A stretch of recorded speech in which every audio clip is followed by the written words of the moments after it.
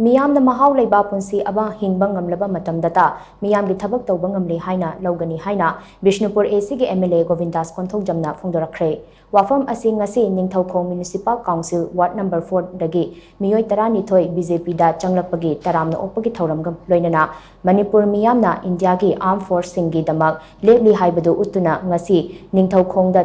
chatkiba tiranga yatra gi thauramda MLA Govindas Konthoujam na phongdokhibani BJP Bishnupur Mandal na Sinduna Mandal asigi ningthaukhong da leiba conference hall da pangthokiba thauram aduda MLA Govindas Konthoujam na hai India gi Prime Minister Narendra Modi na Operation Sindur chathaduna terrorist sing amadi terrorist sing da mateng pangliba Pakistan gi mathakta chathariba landa aduda Manipur gi miyam nasu India gi Armed Force gi damak lebli haibadu utuna tiranga yatra asi chatpani ngasi atopa political party singda active member oiramba ningthaukhong Municipal Council Ward number 4 dagi miyoi taranithoina BJP party amade Prime Minister Narendra Modi da thajabadagi nauna BJP da yaurakpa asi nungaiba phawi aikoi punna amata oibagi wakhalonda chatminnarabadi AC asi chaukhatpa AC ama oiba ngamgani term tare rak AC asida Meeyamna Mahao thajabadagi board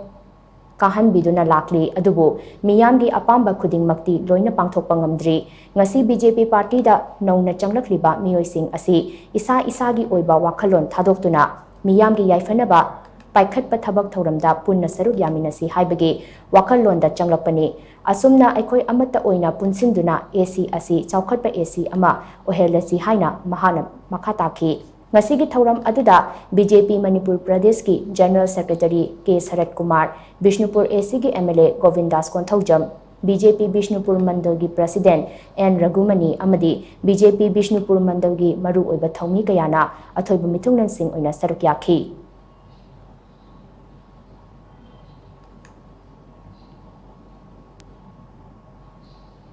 Thajaba nungsiba minna uba thabak kharado aduda yufam oina herga ngasi Bharatiya Janata Party ga amukhana thabak tawminanabagi wakyam holapaduna aikoida yawbirakpani haibasi mai mayamda hanasi kokchak akoi Manipur da huji oiriba Manipur akoi filmsi asi athu matamda Bharat Sarkarna loisinbiduna aikoida amukhana tangdu laitaba konsi ama akoi yamlaba miyoi kayana mahaki singda bore basu tamda bor so mahaki khungam thadokuna mahaki imung thadokuna yum thadokuna akoi laba IDPs punamak singse mahaki mayumda hanjil haraga tangdu laita apunsi ama hingnaba honabada athuba matamda Bharat Sarkarna simbirakani haidiga se pathajaba sema thamjaba loina